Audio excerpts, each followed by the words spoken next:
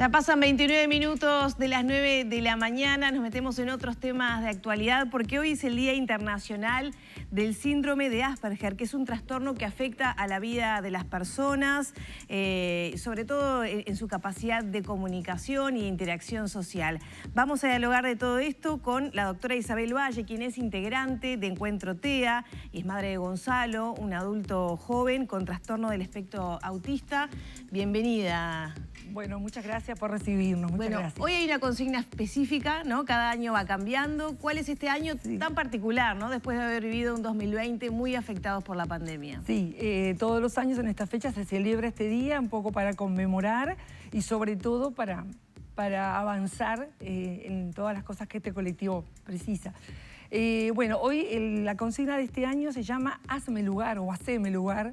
Y es un poco centrada en eso, en que haya espacio para que las personas con Asperger o con cualquier trastorno del espectro autista puedan estudiar, formarse, trabajar, independizarse. Esa es la consigna de este año. ¿Eso se puso más de manifiesto en este año de pandemia?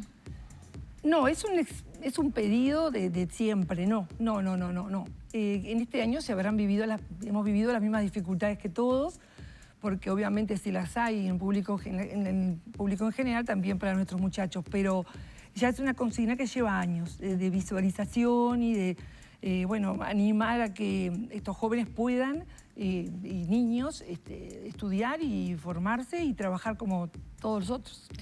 Definamos qué es el Asperger, para que la gente comprenda. Muchas veces se le confunde con el autismo. Exacto, bueno, es que el Asperger en realidad en este momento, según muchas escuelas, está dentro del trastorno del espectro autista. Es quizá la forma más leve, es la forma que tiene una mayor facilidad de comunicación, lo que se llama de menor severidad. Y se caracteriza por una tríada típica que siempre nos tiene que dar la alerta, ¿verdad? Son niños, que luego se hacen adultos, obviamente, que tienen dificultad para la interacción social. Su interacción social es difícil, no comprenden las consignas, no entienden algunos pedidos y eso los hace socialmente torpes o inadecuados, hasta que, por supuesto, a través de métodos van aprendiendo a socializarse y a manejarse. También tienen dificultad en la interacción verbal, en la comunicación verbal y no verbal. A veces en los síndromes de Asperger en general hablan todos, incluso hablan precozmente y tienen una buena dicción, ni falta de ortografía ni nada, pero les falta sobre todo entender las consignas figuradas.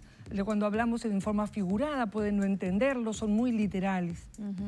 Y eso también dificulta a veces la comunicación y hay que trabajarlo. Y lo otro que tienen es gustos, que eso quizás sea por lo que más la gente los reconozca, gustos y afecciones que les son muy intensas, muy fuertes y a las que se dedican con mucho interés. Y de repente hay áreas que a otro muchacho o otro niño comúnmente la tienen, es normal en otros niños y a ellos no les interesa. Y eso también dificulta su comunicación. Asociado también a una hipersensibilidad especial, a una disensibilidad que varía de acuerdo a cada persona, que también hay que tenerla en cuenta. Es un poquito la tríada que nos hace, digamos, el diagnóstico. Es difícil justamente el diagnóstico cuando una familia empieza a advertir algunas dificultades en su hijo, a veces ya escolarizado, ¿no? Porque cuando son más chiquitos quizás es más difícil darse cuenta. ¿Qué dificultades se encuentra a la hora de ir a profesionales que puedan diagnosticar y tener un acompañamiento? Las dificultades son menores. El diagnóstico está siendo cada vez más fácil en base al trabajo de muchos vectores, ¿no? Se hace cada vez más precozmente, cosa que en el pasado no existía. Nosotros asistimos todavía en la Asociación de Padres a muchachos de 25 o 30 años que no tienen diagnóstico. Yo creo que esto en el futuro no va a pasar, porque al conocerse más va a haber un diagnóstico más precoz. O sea que el diagnóstico se está haciendo cada vez más. Tenemos cada vez más especialistas que conocen del tema y bueno, nuestro interés es que se sigan formando y sobre todo que no es solo diagnosticar. sino que haya lugares donde ellos puedan después evolucionar, porque solo con diagnóstico no hacemos nada. Y ahí está, ¿no? La flexibilidad del sector educativo para integrar a estos niños y darles una buena contención y una buena integración a sus amigos, a sus compañeros. ¿Cómo estamos en ese sentido? Bueno, tenemos debes todavía, ¿no?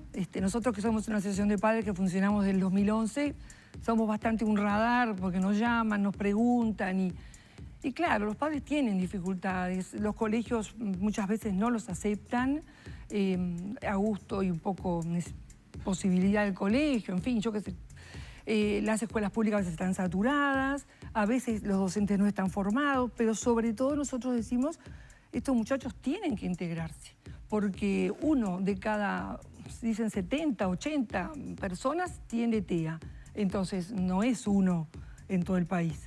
Están en todos lados y además, sobre todo el Asperger puede escolarizarse y puede aprender mucho y todo lo puede aprender de otra manera distinta.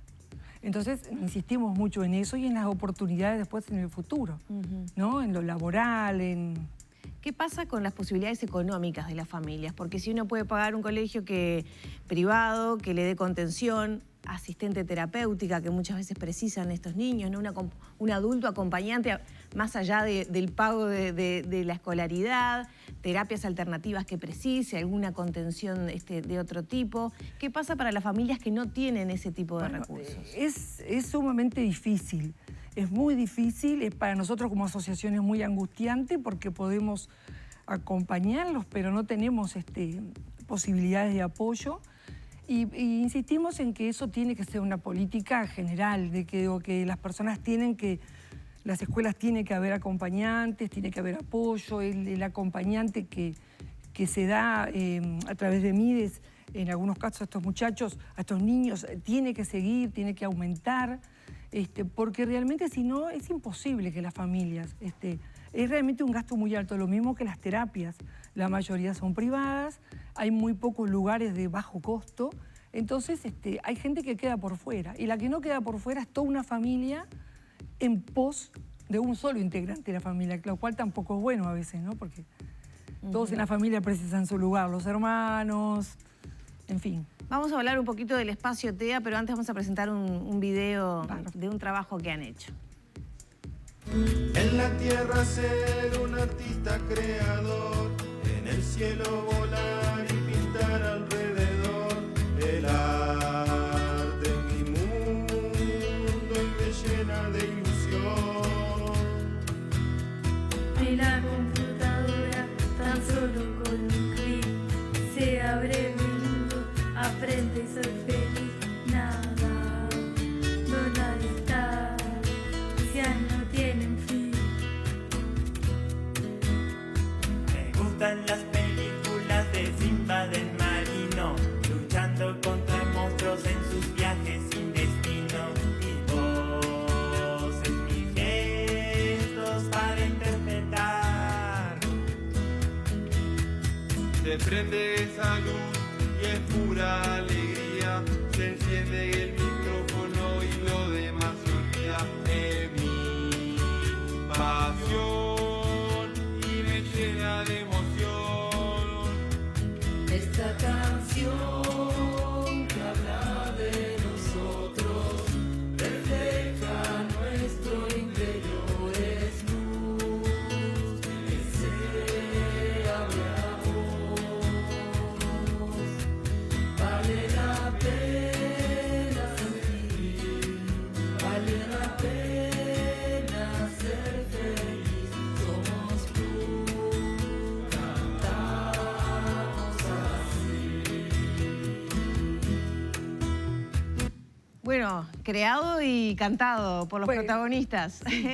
Este taller es el taller TUG, que, bueno, el nombre se lo pusieron ellos, le pusieron taller de unión grupal, está vinculado a la asociación en cuanto a que fuimos un poco los mentores de eso. Y la idea es esa, que ellos salgan, porque está también el desafío de la adultez. Cuando ya la escuela no está, ya el liceo se terminó como pudo, y bueno, ¿y qué hago ahora? Entonces, es un problema muy grande de las familias, el encierro en la casa, la repetición de los mismos juegos, porque tienen mucha tendencia a repetir lo que les gusta, y entonces están en lo mismo, pero hay que crecer y hay que evolucionar. Entonces, el taller nos ha permitido que ellos se vinculen entre ellos, tomen noción de lo que tienen, porque se tienen que hacer con el diagnóstico y decir, bueno, esto tengo yo, esto es una característica neurobiológica mía y tengo que trabajarla. Y bueno, así entonces creamos el taller para que ellos vayan desarrollando sus habilidades, centrándose, no, yo no trabajo allí, no, yo tengo a mi hijo ahí, en lo que más les gusta y potenciando esto hasta lograr desarrollar bien su vocación y su fuerza y dándole hábitos para el trabajo. Ahí está. ¿En qué lugar hay en el mundo del trabajo para personas con condición distinta? Podemos hablar del Asperger y de otras miles condiciones, ¿no? Que a veces no hay un lugar o una flexibilidad del sistema para que esas personas tengan un lugar y puedan tener una vida independiente económicamente, aportar y sumar también a los colectivos, ¿no? Por supuesto, claro. No, todavía hay una carencia en esto. Hay una ley que nos habla de inclusión en los empleos públicos.